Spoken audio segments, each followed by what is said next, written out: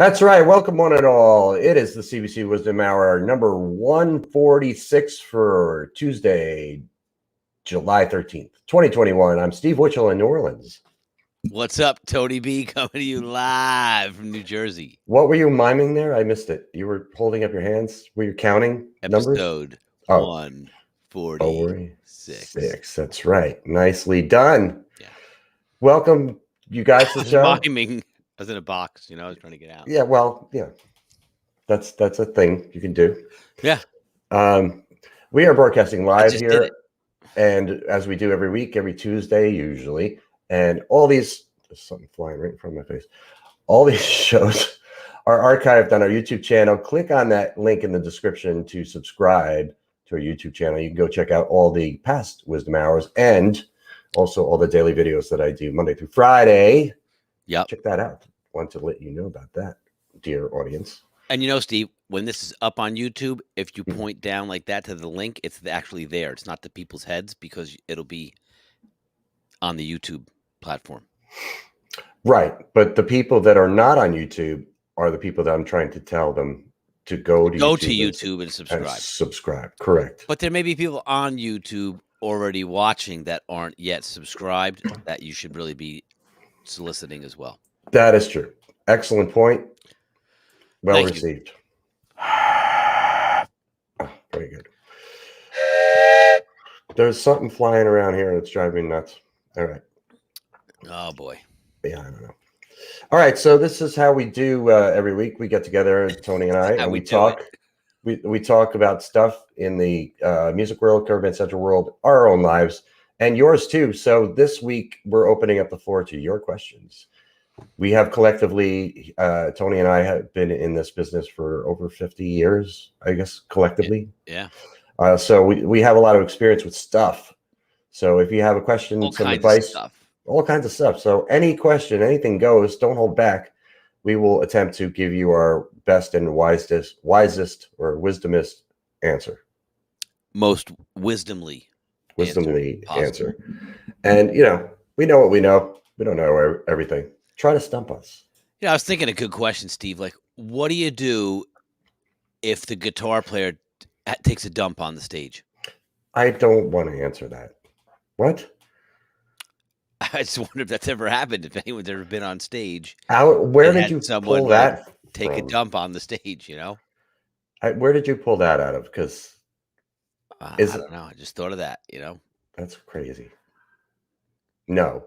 Because all the standard questions are like, how do you deal with the obnoxious bar owner? What are the best songs to play for opening your second set? I'm looking for something a little outside the box. Like, okay. But no about like panic situations. Like, does the band keep playing? Is everyone like, oh my God, did the guy just really have to go to the bathroom? Is there a medical emergency? Is some kind of problem? Is he still playing? Or has he stopped playing and is looking for toilet paper? There's a lot of questions that go along with that scenario. That's the type of stuff I'm looking to find out about. Okay. So if there's anybody has experience with public defecation, bring it on and we will try to give you our best advice. Because in collective 50 years, I've never seen anyone do that. So I'm just nor have I. I have never seen. Wondering if that's a possible, scenario that someone has experienced. I think that's or witnessed. Somebody in the band doing it, or just yes, or no, it could be in any form whatsoever. I'm referring to if a band member, if all of a sudden you looked over and the guitar player had his pants down and was still playing but was taking a dump on the stage, what would you do? What would you do? I don't know. That's the question. So, audience, let's hear your feedback. What would you do? What would you do? I do not think we want to go down this road because that's going to open up a whole thing. I would keep on playing. I mean, if you're in the middle of a song, yell out to the guy if he's okay, and if he is, just keep going. If you're in the middle of the song, you got to finish the song. Keep going. We can't just end the song. No. Okay. All right. So we have our first question. Here we go. Okay. It worked. John from New Michigan. No, I'm trying to read Jenna's comment, trying to understand what she means, and I don't know what she's saying. So, okay. All right. So Harold has a question, which is topical. He said in the upstate New York area, bars and clubs seem to be dying out. and full bands are having a hard time finding gigs. But breweries are popping up everywhere, and duo or solo artists are making a killing. Do you guys see this trend anywhere else? Now, you just played a brewery a couple of weeks ago. Yeah. So you could talk about that, but I'll just quickly, for my area, I don't necessarily see the trend with breweries here. I mean, I live in New Orleans, so there's a lot of bars and clubs, but duos, solo artists, that's a thing everywhere. That's always a thing. That's an opportunity for, especially places where you can't have a full band, like some small bars where there's nowhere for a full band to set up, but a solo artist could sit there with an acoustic and sing. So, I mean, that happens everywhere. But talk about in your area, because I know you had the brewery thing. Well, I see a resurgence of clubs reopening, not necessarily dying out. I don't know how far upstate he's referring to, but I know there's a place up in Ithaca, New York, that Jimmy was just visiting when he was on business. And he was talking to the guy about having bands, and the guy said he'd love to have our band. Now it's 4 hours away, so it's probably not going to be pursuing it. But that is one club that seemed to have bands. It was on the water, kind of remind me of like a Jefferson House type of vibe. But as far as the breweries go, I mean, the brewery that we play at, they've had such success with bands that they built a whole outside amphitheater stage, 2-tier deck. When I was talking with the owner, he wished he had put a stage inside, but he wanted every square inch he could, for brewery equipment, and he had a little kitchen there and the serving area. I mean, it's a big building, but is it called the Dock? Harold said in Ithaca, New York. Yeah, hang on, I'll tell you right now. Please hold. I can tell you the name right in one moment.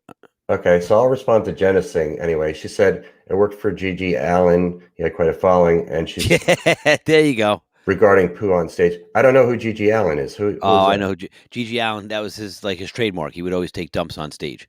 Who is? And I think one time he took a dump on stage. He opened for Ozzy, and Ozzy ate it. They were trying to outdo each other. Again, who is he? What does he do? Is he in a band? Is he a solo? Yeah, he's an artist of some sort. Is he a musician? Yeah, I think so. Okay, I've never heard this name. No, this place is in Baldwinsville, New York. Oh, you got to back up for the mic. You're killing me. Sorry, Baldwinsville, New York, with the marina. I remember Baldwinsville. That's in. It's up by Ithaca. I've been to Baldwinsville before. I don't. Oh, that was Baldwinsville is where one of the Woodstocks was, not the original one, but either 94 or the one or 99. Okay. Because that's how I know that name, because I went to both of those, 94 and 99. But I mean, as far as breweries go, like I said, they've had success with having bands, and I think most of all the places that I've played so far that are in lower New York State, Warwick, Pine Island, Chester, that Goshen, in that range, Greenwood Lake, they all have full bands, and like I said, we were turning down gigs because we were double booked. So places were definitely open and looking to have bands. Okay. So so it's hard to really say. Depends how far upstate. Again, Steve, it depends how far upstate he is. Because the further you go up, it does become more rural, and there's probably less places, to play. Okay. Once you get up past Poughkeepsie in that way. Yeah. So it's hard to say if it's a trend. Really, I haven't seen it really as a trend. It's not something. I think the places that can come back after COVID are coming back, if they're still in business. Yeah. And most are. And they're, like I said, the crowds are definitely welcoming music, and they're definitely going out. Yeah, I would agree with that. All right. So Mike Schulte, Pork Tornadoes, wants to know how we both have such glorious hair. It's time and we're blessed. We're just blessed. Yes. God has blessed us. Another way to really say it, right? Yeah. So Harold said he's half hour from Ithaca, and a lot of breweries he has played at won't hire bands with drummers that have acoustic drums because breweries tend to be boomy. Yes. So, but you played with acoustic drums. Yeah, full on with a full PA inside the boomy brewery. Now, granted, there was probably 200 people in there, so it wasn't like an echo chamber, but it was definitely a big room.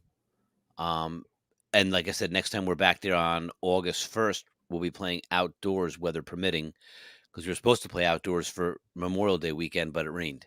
Right. That's why they put us inside. Right. But yeah, I would agree. Unless you can play acoustic kit, and dumb it down and do like unplugged and play with some blast sticks or some bundle sticks or something, and not full on sticks. Maybe not mic the kit, or only mic the bass drum, or do an acoustic version of your set. I mean, try to adapt to. If you're limited on places to play, you may have to,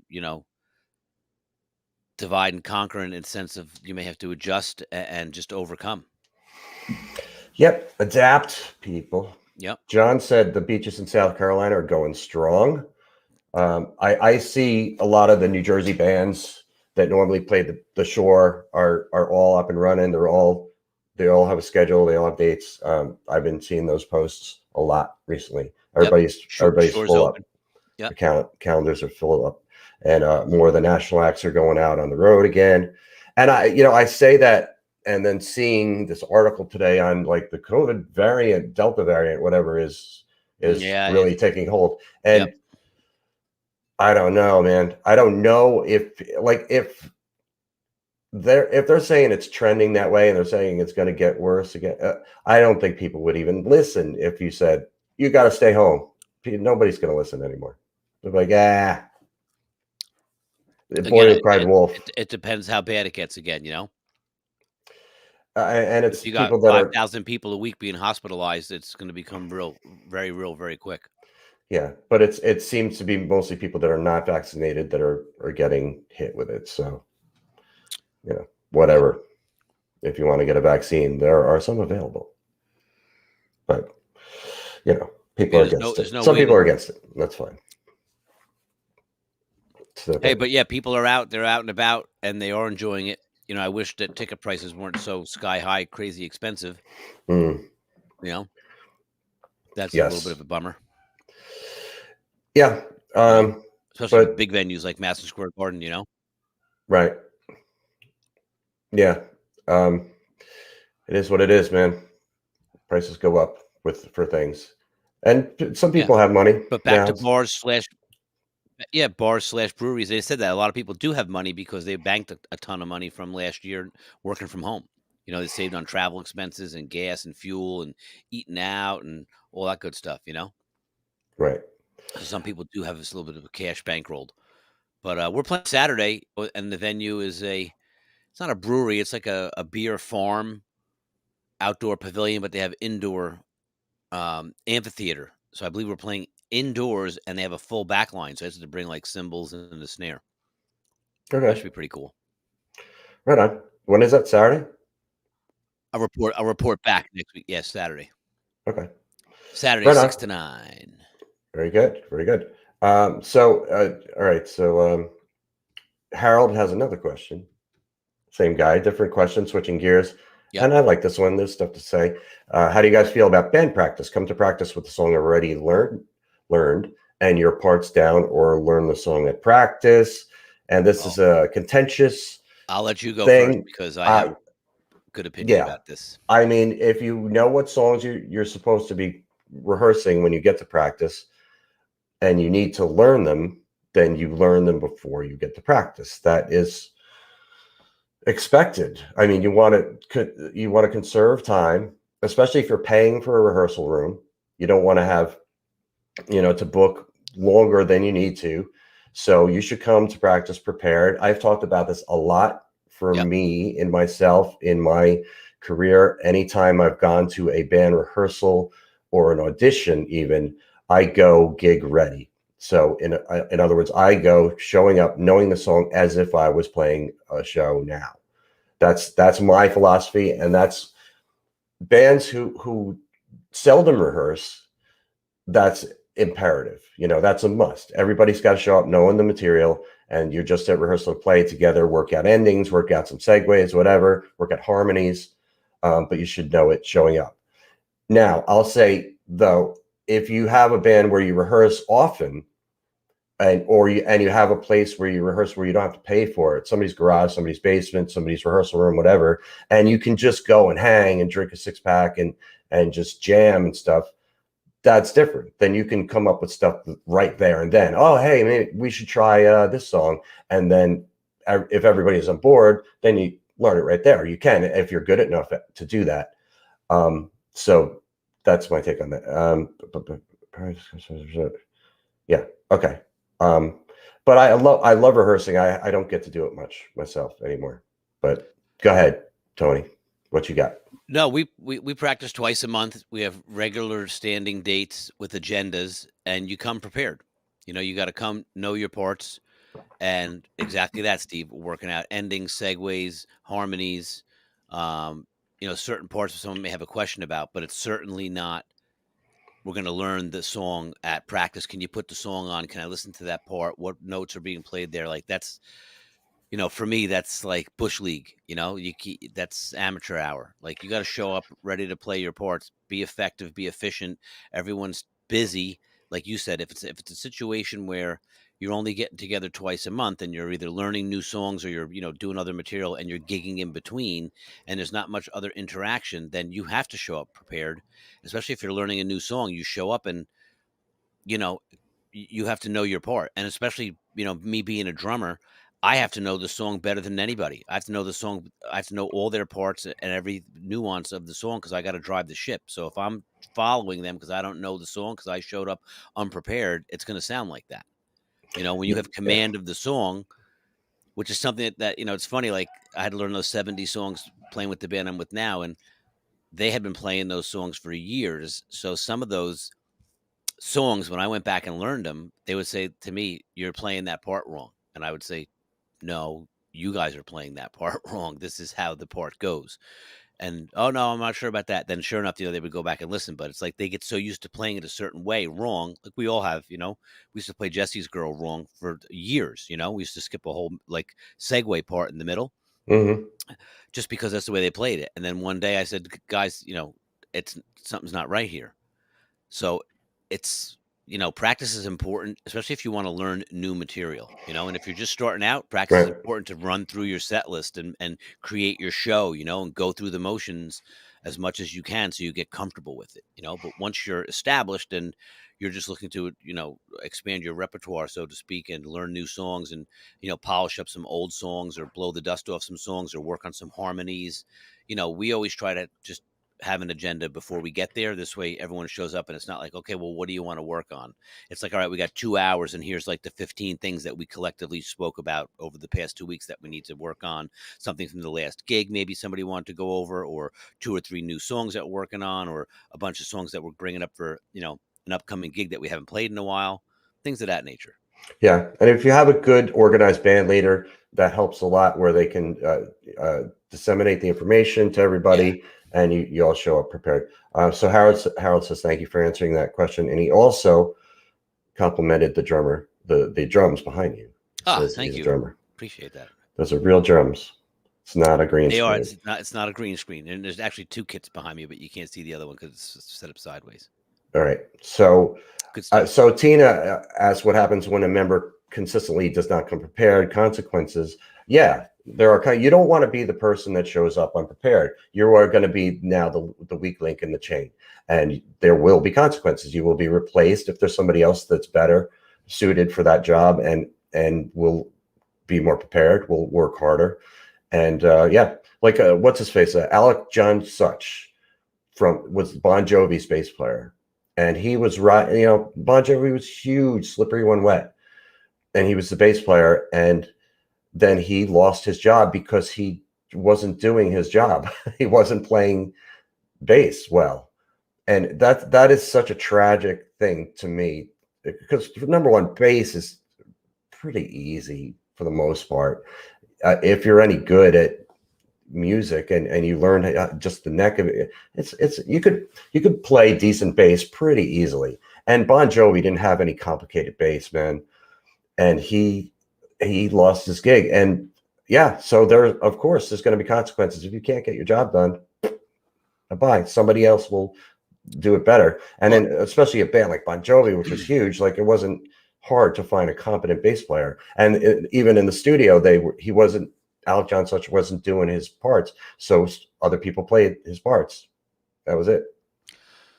But I think if you're in a non-Bon Jovi cover band and you have a member that's you may not be able to easily replace, or it may not be an option, you have to at least have a convo, with the guy, sit down with that person, with the band, and explain to say, hey, all of our time is valuable. By you showing up unprepared, it just shows that you don't respect our time. We've all put in the time to show up prepared to play, and you're the only one who isn't, and it's disrespectful to the rest of us, and we need to address it because it can't continue. Right. So And then then, and then you see what the next, what that escalates to. Is it an right. F you, So then, like Tina said, even if they're a great guy and well liked by their following and their stage presence is on point, she said it'd be easier to let him go if he was a jerk. So, so she's having a dilemma that this is a great fit for the band because the fans like him. He's a nice person, which makes a big difference. But he's not coming consistently. Doesn't come prepared. Just take Tony's advice. What you just said is you got to sit down and have a talk with him. Just say, hey, this is the deal. Well, band convo. We love you. You're great, but we're it's starting to make us feel, if you don't put it on him and say, like, you're not coming prepared and here's the consequences. If you turn around and say, by you not coming prepared, you're making us feel disrespected and you're making us feel like our efforts don't matter to you. And I'm pretty sure that's not how you feel. So, we need you to align your feelings and your actions with, what you really want to accomplish here. If you're not being disrespectful and you're not purposefully, dissing us and showing up unprepared, that's one thing. Then we hope that's not the case, right? Then you can go by his interview. He says, like, dude, I just don't have time to practice, and you're lucky I'm even in this band. And if it wasn't for me, then it's, Yeah. we've all been down that road. Then it's like, okay, well, then it may be time to part ways, Right. But like you said, if the guy's well liked, he's a good dude, everything else, it's a convo, with all the people in the band saying, like, we're all in this together, we're friends, right? And we're being honest here that we're just, it's starting to drive a wedge into our relationship, and we don't want that to happen, Right. right? And and take the helpful stance there. So like try to really bore down to what is the issue. Why is he coming unprepared? Right. Is it a time management issue? And if it is, then offer assistance to help him with his time management. Whatever the issue is, treat it with compassion but give, direct advice saying, okay, well, to get from point A to point B, which is point B being you're prepared at rehearsal, what needs to be done? What can we do to help you? Yeah. It's always a more productive conversation to tell them you're a valued member of the band. By no means do we want to lose you, but however, certain things are going to need to take, to change. Yeah. Right. Have a band meeting. If you Yeah. don't have band meetings, get started Yep. on that practice because it's very good to have. Yeah, Ken said he played in a church band where one guy was never prepared and he was getting paid and they weren't. Ouch. Oof, that's a toughie. Well, I mean, I guess you could leave because if you're not getting paid, then Correct. you got to leave. That's a life decision right there to be made. If They're like, all right, see you later, want to pal. stay in it, or can you talk to someone else about that, Like, is the guy who's getting paid reliant on you guys in order to get the job done? If he's not prepared, then you're saying that you guys are. So if you guys leave, is he going to be lost without you? And then Yeah, but that's also a tougher scenario, Steve, too, because you're in a church band, so you have a commitment to worship and a congregation behind you. It's not just like you can be like, well, I'm bailing, find a replacement, because if they can't, they won't have music the following week. Right. It's hard to read this super long commentary, but and Harold, again, question number 3: how do you guys feel like using a metronome live? I've done it. I've played the tracks and played when our keyboard player left and we were on tour. We played probably 30 gigs to a sequencer with a click every night, and it was tremendous. When we stopped doing it, my time was 1,000 times better than it was the 30 gigs before that. And the comfortability of playing with the click was, that much more reinforced. So, as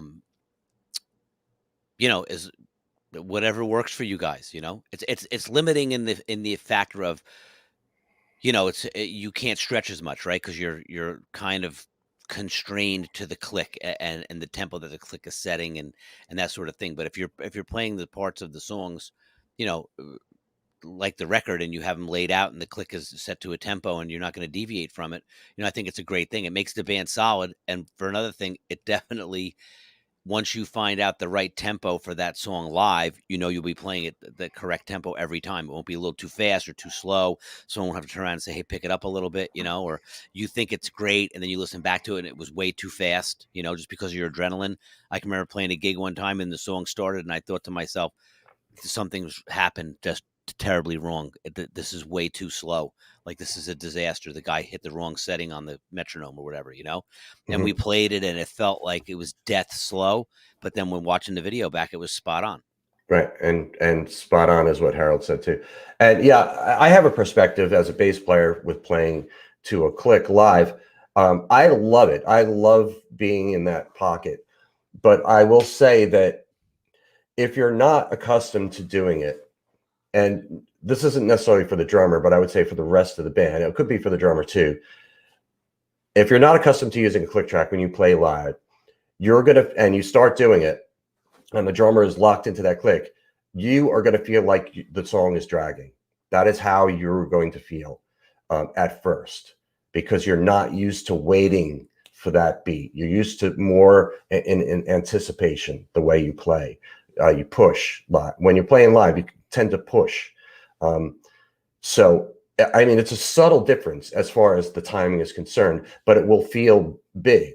It'll feel like you're dragging. It'll feel like it's too slow until you get used to it, until you do it over and over again, and then you understand that pocket and you understand how to work within that pocket to push it, to pull it. And you have this latitude in there, in that perfect timing that you can learn how to play with. Like, good drummers are really good at that, at like knowing how to really be Well, in and all that the times pocket with that we click. did it too, Steve, I was the only one that heard the click. No one else in the band heard No, it. I know, but you're Follow so me, like, if you're just playing it, but you're dead on the click, Yeah. it's to the rest of the band, it's going to feel slow. It's going to, Mhm. if you're not used to doing that, because you tend to push live. So, And you can push and pull the click a little bit within the beat, you know what I mean? You can definitely, there's a nuance there that you can push it and pull it a little bit. right. So And, again, you can just play on top of the click and try to push it. That's why I said the live tempo. You have to figure out what the tempo is for that song live, which right. may be, a couple of BPM faster than the studio, or it might be, 10 BPM faster than the studio, depending on the song. Yeah. So in that case, it might feel too fast, which is what Harold said. They think everything goes too fast now that they're playing the songs at the right speed. So it really Yeah. depends on the song, depends on the tempo itself. But I could see that too, Steve, because sometimes you play something and you're like, yeah, man, this feels like great, like it should be here. And then you go back and listen to the record and it's like 5 BPM faster than what you're used to playing it at. You know what Right. I mean? Right. And some songs are faster. If sometimes I hear them recorded, I'm like, geez, we play that too slow. The click keeps you centered too, Right. So Tina asked a different question. She said, not all venues they play have a backline for this to plug into. Recommendation for lightweight, big sound equipment. I don't tend to like to give But hey, go back to that for a second. She said pushing air for what? How many people? for pushing sound at open air venues for approximately 300 people. Tony, you might have advice. I don't really like to give product recommendations, like endorsing any particular product. I wouldn't endorse any particular product, but I would say if you're playing an open air venue with 300 plus people, you definitely need a full PA. You're going to need, two subs, and two mids and two horns, or two subs and two big 15 mains, or maybe even more than that, but at a bare minimum, I mean, listen, we used to play outside all the time with Weisenheimers, and we had, two subs and two mains, and it was two 12s, and it was two Yorkville subs, right? And inside of a venue, it pumped, man, and it sounded great. When you got outside, it sounded like an AM radio. Even when you cranked it and had the thing pumping. Then when you hire a sound company, they would come with, two subs, two mains on each side. So four and four, four total. big difference, to try to push air like that. So lightweight, like easy equipment like that. I mean, they make that Bose tower, which is like the musicians, lightweight Yeah, thing. But again, I don't know how it fares for outdoors, in open air venues. Inside, it's good because the sound's trapped and it definitely can fill the room. But outside, it just the sound just goes. It's gone. If you don't have big oomph pushing it, by the time it gets 100 feet away, it's dead. right. And she's concerned about it being heavy, but yeah, that's the deal. I mean, you get some good hand trucks or Yeah. some strong guys to help you out and But get it again, done. more money, better stuff too. Like, I know that we got I know like QSC made some lightweight mains. They're like polycarbonate plastic, with the driver. They're real streamlined. They're not like the old big heavy, Yorkvilles and Carvins and things that were made out of wood, you know what I mean? Or even the later years when they're real insulated. The subwoofers are going to be heavy. Those are always a bear just because of the speaker size that's in them and the magnets and the density of the box, so it has that bottom to it. But as far as mains go, you can, you shop around and that's a big thing. You see them that might be 40 pounds, 45 pounds. So it might be 65 pounds. You might want to shy away from anything over 50 pounds because it starts to get heavy. Right. And you can always hire sound companies too to do that for you. You can, and I mean, typically, if you're getting paid the right bread, it's always a plus to hire a sound guy because they're bringing all the stuff. They're running the board. They're attentive to the band the entire gig. They're out front. They're getting you a better sound than you can 9 times out of 10, but get yourself. And then if you do the PA all yourself, someone's got to run it, set it up, and maintain it over the course of the gig. This guy needs more of that. This guy needs more monitor. Turn that up. Can't hear the singer. Can you turn the guitar down? It's a lot of requests, a lot of things going on. At least with the Right. sound man, he can be out front and he's got a good perspective to say, hey, I got the singer up loud because you can't hear him. Yeah. If Yeah. you're doing the sound yourself, you put him up at sound check. It sounds great. Now 2 songs in, you can't hear him anymore. Right. And work that into your budget when you're looking to book gigs and what you're going to get paid. Figure out how much it would be hired to hire a sound man for the night, and make sure you get paid enough where you can pay them and pay the band as well. And it can be again, done. There's some guys out there that will do for a couple $100. Bring their sound gear out and do sound for you. So Harold, Harold's the only one asking questions. So okay. I mean, we've covered this topic so many times, Harold, and I even wrote an article about it. So if you want to know my answer to that, go to coverbandcentral.com and find the article that says play it like on the record or make it your own, and so you can know my answer there because we've talked about it so many times on this show. That's a cool question. Rachel said, how do you feel about playing a medley versus choosing one good song from the same artist? Mm-hmm. If an artist has a ton of good songs and you want to hit them all, they're all recognizable. I love medleys. I like getting to the kind of don't bore us, get to the chorus mentality and just pick the meat of songs and put them all together in a nice fluid medley. And that's a winner because you can kill like 10 minutes or more with a good medley of whether it's the same artist or the same genre or whatever. I love medleys. I think they're just a winner every time for live bands. We do one that's funky music, play that funky music, and then we throw in like 5 or 6 other songs in it, and it works great. It works every time. So that's how I feel about that. I mean, and choosing one good song from the same artist obviously is another option too. It's about song selection is about picking the songs that are going to work for the crowd, for the room, for the night, for your band. And it's vital. Song selection to me is the number one aspect of whether you're going to be successful or not. And absolutely. And it doesn't mean that you have to play all the same songs that everybody else plays. Again, this is another topic we've talked about a million times. So. But that's a recipe for your band, right? Because every band's different in that regard. Right. So, Sure. you pick a set list that's gonna reflect the band's personality, tastes, flavors, and persona, and that's what makes bands successful. I mean, last week or the week before, we were looking at set lists, right? They were so eclectic and different and all over the place, and no two were the same, and some were surprising at what the songs that they were playing, but they said that they're having success with them going over. So, be true to what your vision is for the band, right? And pick your songs accordingly. Right. Because if Hmm. you just pick them to say, "Oh, these are popular songs and everyone's doing these and these will probably go over good," that'll work, and you'll have some success with that. But genuinely, if you approach it from a more original stance, right, and make it your own, you're gonna have a better connection with the audience, be more authentic. It's gonna generate a different following because it's gonna be your own thing. Yeah, agreed. And I mean, same answer to this question from Harold. How do you feel about the mashup, 2 or 3 songs that mixed into one song? Same idea as the medley. Yeah. Just make it work. Keep people moving, keep people dancing, keep things moving, keep the energy going. It works every time. I Yeah, do and again, if 3 it's nights a something week. that you guys wanna do and you do it well, that's something that is, a signature for your band, because not everybody does mashups, right? A lot of bands don't do medleys. Some bands do tons of medleys. It depends on, what you're going for and how you wanna introduce it into the set.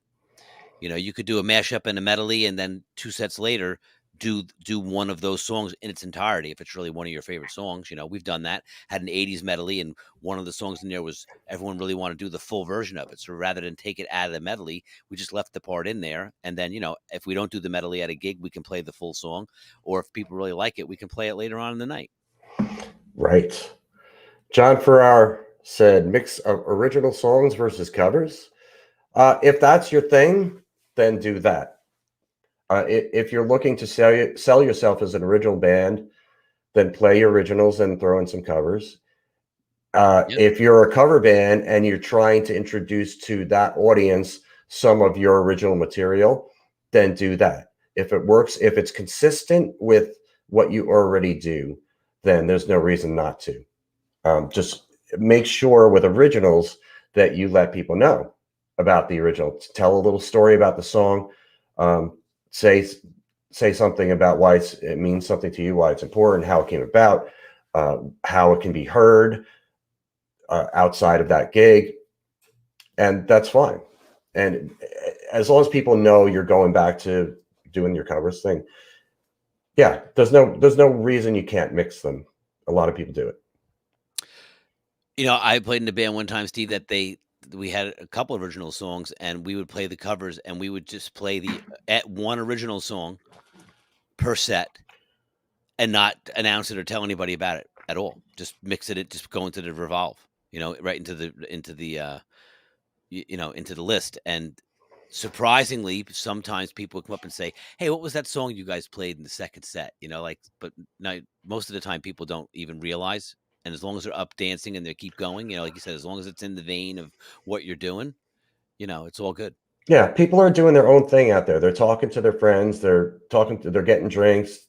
Whatever. They're busy, involved. They're not as usually in bars and clubs. They're not as engaged with you as you are in the band. So that 3-4 minutes that goes by, you playing an original song, like you said, most people aren't even going to really notice. They're just going to like, oh, I don't know this song, and then carry on with their thing. Or the flip But side where they say, "Wow, this is a really good song," but I don't know who sings it. Do you know who sings this song? And then yeah, yeah, they start and becoming that's why inquisitive you about it. should at that point that Yeah. at some point there you should say, hey, that was our original song. You can get it on our website at whatever. But John is looking at this from a little bit of a different way. He said some bars don't like the originals if people don't know the song. So the bars themselves, the people who work there, the managers or whoever hired you to play there, might say, don't play originals. And that's something you run into. Well, and again, if you're playing 50 songs over the course of the night, are you playing 3 originals or are you playing 15 originals? That can play a part in it too. Right. It's a case by case, man, but I don't know even where John is located Try to in the sneak him world. in, So John, just get him in there. yeah, Even if it's that's only what one a set, slip him in. Rachel said. It's Yeah, sneaky. sneaky, like it. Sneaky. Um, That's funny. Brian said he used to go into a bar in Pittsburgh that forbid bands from playing covers. So Hey, there are places that are original hardcore clubs. You know, we played a sure, couple of them too, where it was like you had to be an original band, no covers. And if you put like one cover in your set, because it might be like a signature thing, you made it your own. You weren't just doing it for the sake of a cover. You know, like we used to do Manic Depression by uh, Jimmy, yeah, and we used to make it our own. We played it, but we used to jam the hell out of it, and it was a great tune. It was like a staple that we always did in our original show. At some point. right. Okay, I'm sorry. John said he's in Charlotte, North Carolina, and South Carolina beaches. He might have told us before that. Yeah, because he said it Yeah, was going right, full speed ahead down there. right. So yeah, do your thing. Be you. Be as you can be. Hey, let them tell you to stop, right? Let the guy come over and say, "Hey, don't play any more originals." Right. Don't ask and say, "Hey, is it okay if we play original?" Yeah, yeah. In our It's set. easier to Yeah, apologize than ask for exactly. permission. Yes, So beg for forgiveness than to ask for permission. yeah. So just right. So Just do your just thing, man. Like I said, that's the beauty of music, right? You can have five bands, and if they played the same, set with the same songs, they would all be different, even though right. they're covers. You know what I mean? So that's the beauty and uniqueness of us as musicians getting together and having chemistry with one another. Yep. Happens to me every week. I Yeah. can play with the same. I play in the same room 3 nights a week, and I play generally with the same people and usually the same songs, but it's different every night. It's different every night. There's different energy in the room. There's different people that come to see us, Yeah. and we do end up playing different songs. We played a couple new ones right off the cuff on stage this week, and now I'm trying to remember where they were. Gosh, that sucks that I can't remember from a couple days ago. Terrible. Mine's the first to go. Yeah, mine's the first to go. Actually, the eyes are the first to go, then the mind. Right. But I do love that. I am just enjoying the shit out of my job right now. It's great Well, playing. it is, man. It's so hard to find the right chemistry with people. You know what I mean? Like when you find a band that clicks and everyone gets along and everyone's, a good person and they're a great player and they're all collectively, on board for the same goal. And they're talented and you have the chemistry. It's like you said, it's like a recipe. You change a couple of ingredients, it's not the same. It'll still be the same dish, but it won't taste the same. Yes, and we use different ingredients, but we still make it happen all the time. Rachel's in Montreal. She said they just started playing live music again a few weeks ago. So Very great cool. to feel that energy again. She was scared that people weren't going to come back. But I tell you what, Rachel, if what's happened in the United States is any indication, what's going to come in Canada, people here are absolutely loving coming out and seeing music Oh again. yeah. People are having a blast. They're spending money, and they appreciate it. And they're So, engaged. At least and what I've they're seen, they're engaged in the show, right, paying attention to the music. They're not just it's not background music for the bar crowd anymore. right. So I hope that happens for you, Rachel, in Montreal and everywhere in Canada. I know Canada has just they've been behind us with the Yeah, COVID thing. yeah. So, and other That's very places too. exciting. It's an exciting time to be back. Like you said, to feel the energy again. The first Yeah. couple of gigs back, it's like, man, wow. So we had a thing that we had to deal with. I got to take a sip of wine there, but this is an interesting one from this weekend. It was Saturday, and I'm sorry if I feel like, or if this guy feels like I'm throwing him under the bus, because I'm really not. I'm just telling the story. But it's my keyboard player. Trying to push you down the stairs again? No, that was a different guy. Okay. He's gone. Everybody's sound checked, and he shows up, 15 minutes before we're supposed to start, and then gets set up, and they're having just major issues trying to get any sound to come out of the keyboard player and the sound man both working on it. They're trying for like 15-20 minutes, and we just like, all right, we got to start, and we want to start on time. So we started on time. We just started playing, and he's still futzing with it, and they can't figure anything out. Dude lives an hour away from the corridor. Wow. So Battery he in the goes, PI box? huh? battery in the DI box? They checked everything, or so they thought. Anyway, they so he's walking outside, and he comes back in again. He's futzing with things, and he goes back outside again, and didn't tell us anything. And meanwhile, we're playing now. We're into it. We're doing our set, and then he just disappears, and like he doesn't text anybody. And like an hour goes by, he's gone. His keyboard's set up on stage. He's not there. He's just gone. He went home. Get And something. so our first before break, we do 2 hours and 15 minutes. At about an hour and a half, hour and 45 minutes into it, he comes back in with another keyboard, the same exact make model keyboard that he had there. Swaps them out. Same when it's on the stand right there. It's not working. Same exact kind. So he had two of them, I guess. Or he went to the music store and bought another one. Right. Quick. So we're rolling. We're in the set, and this keyboard player is set up on stage left in the front, and I'm on stage left in the back. So he's in front of me, and he's unplugging wires and while we're doing our set, and plugs in the new keyboard, gets everything set up, tries to turn it up, and he's hitting it, and there's nothing coming out. The new keyboard. So he's just like, oh. Yeah. So it's not the keyboard. And he's just messing with things, and then he switches back to the first one and then gets sound, but it wasn't good, but he was getting some sort of sound. And then the sound man comes in, and then again, this is all while we're playing. We're doing our set. Amazing the sound man was still there at that point. Usually he's out gallivanting to 5 other clubs. He was. So we texted him, said, hey, Tills is back. We need to. So again, like the sound comes and he kept switching back and forth between keyboards. And then the sound man's up there and they're looking at everything on stage. And they finally, I didn't know what happened, but finally he's getting sound out the monitor. He's getting sound out the mains. It's sounding normal like it's supposed to. And it was with the original keyboard, not the one that he got, that he came in and walked in with. So what happened was he lives an hour away. He got somebody who lives where he lives to meet him halfway with a new keyboard. And so he drove halfway home, then drove back and brought that new keyboard, which he didn't end up even needing. The problem was with the power supply. It had like a 12-volt switch to a 9-volt switch or something like that on it, and it was switched to the wrong one. Yeah, like in the bag, it got knocked around and the thing switched in that, and you got to plug it in. It's the wrong voltage, so the keyboard's not working. And that was it. That was the problem. Yeah. So he ended up like playing like we went back after break and everything was fine. It was a whole brand new night, basically. Now we have a keyboard player finally. So we did the second half of the night like normal, and it felt so much better. It was so much different. Just having keyboards. Good effort on his behalf, though, to try and make it happen. Like you said, it's good thinking to say, call ahead and say, hey, come meet me halfway.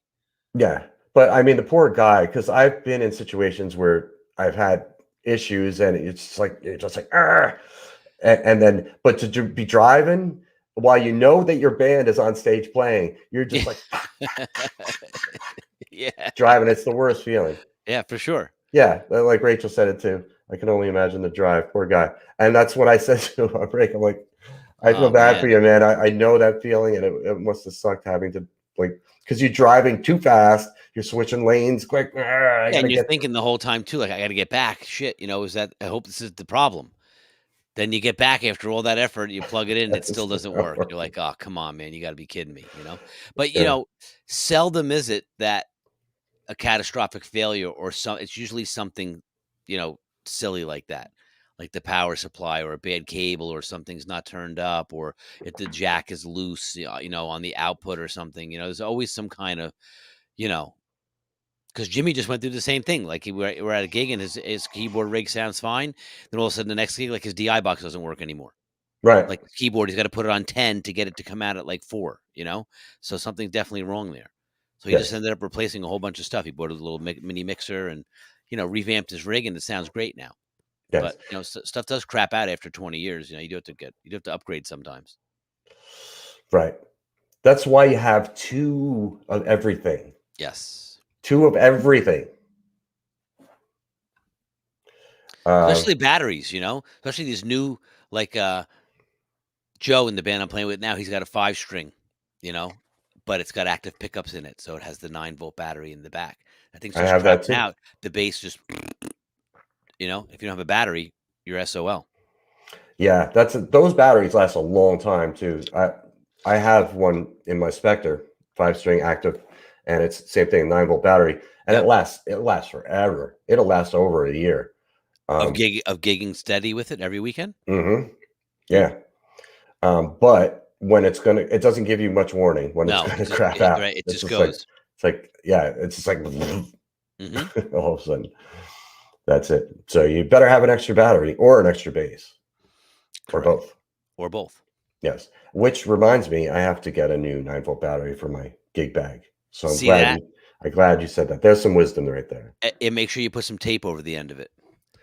Why is that? Because if you put a 9-volt battery in your bag and it's a brand new one and it's just loose laying in there, and as you're driving, it leans up against something metal and the terminals touch each other, the battery will catch on fire and burn up. Well, no, you keep it in the package.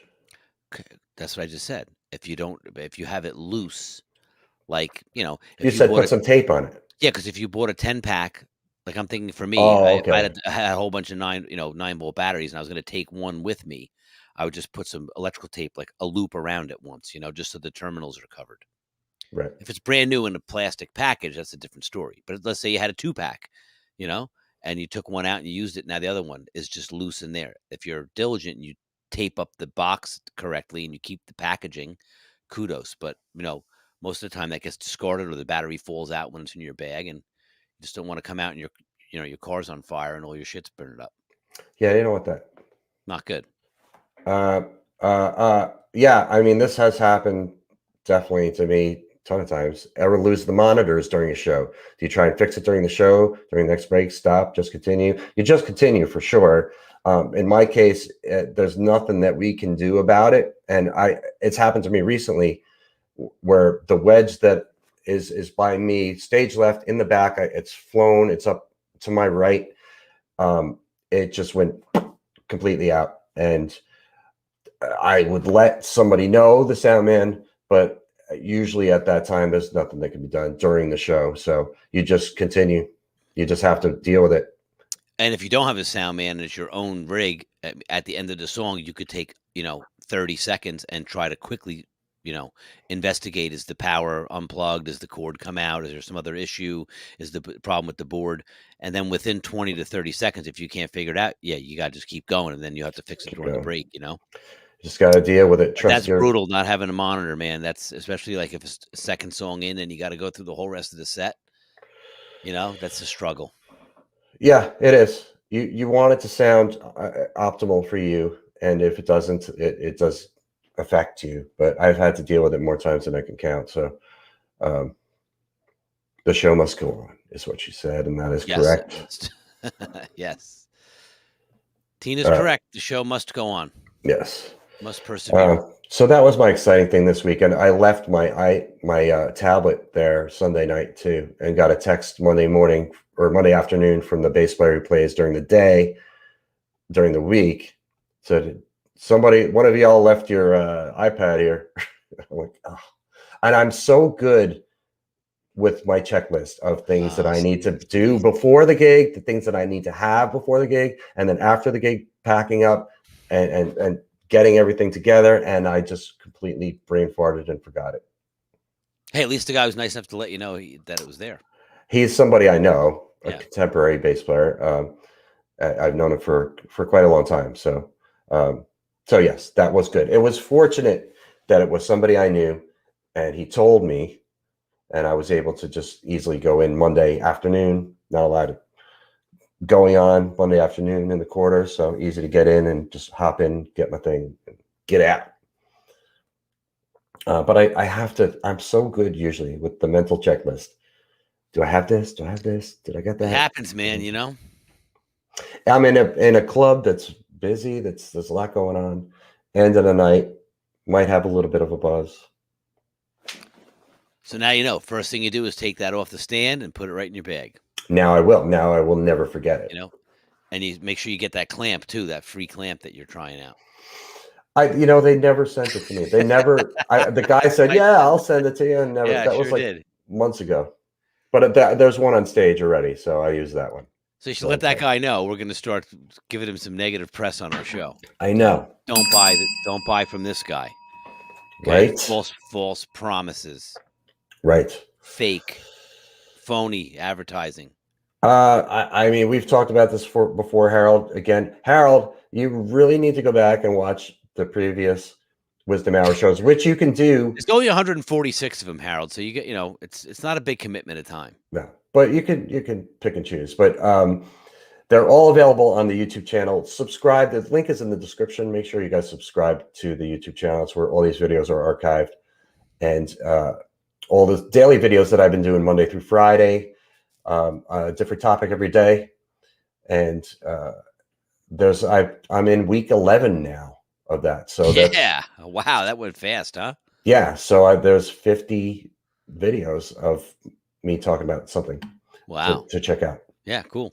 So soon I'm going to catch up to the Wizdumb Hour number because I'm doing 5 a week. Yeah, you're moving as opposed to 1 a week. So I'm at 50 something, and this is 146. So I'm going to catch up pretty quick.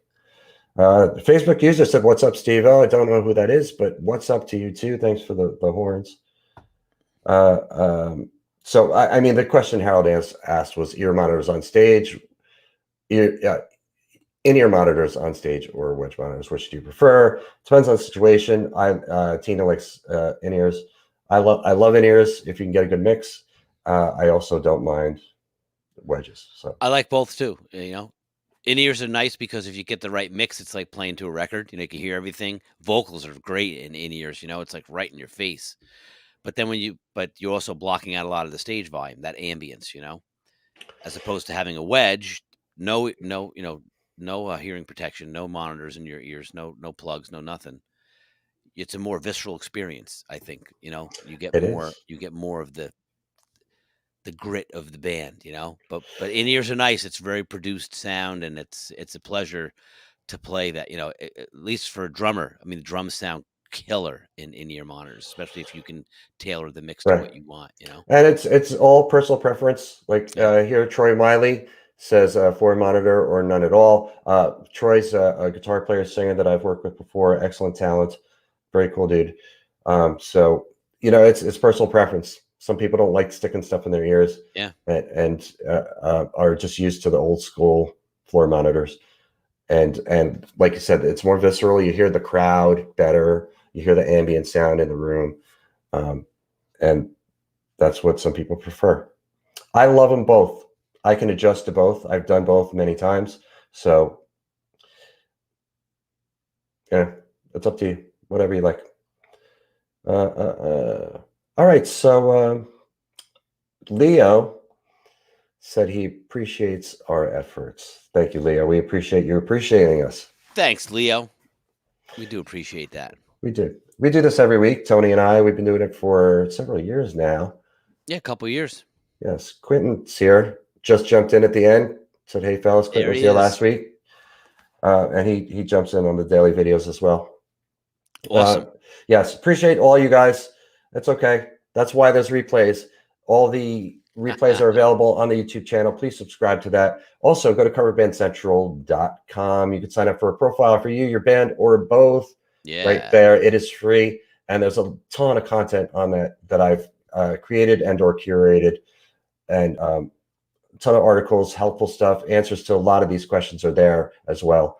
And if you have any questions for me or Tony, you can reach us at steve@coverbandcentral.com. Yeah. Any comments, questions, complaints, we'll listen to it all. We appreciate you guys hanging out with us. Our little thing our little phone call turned into a podcast every week. Wisdom, baby. That's it. Tune in next week on Tuesdays, live at 8 o'clock Eastern, 7 o'clock Central, 5 o'clock Pacific. And until then, have a great week.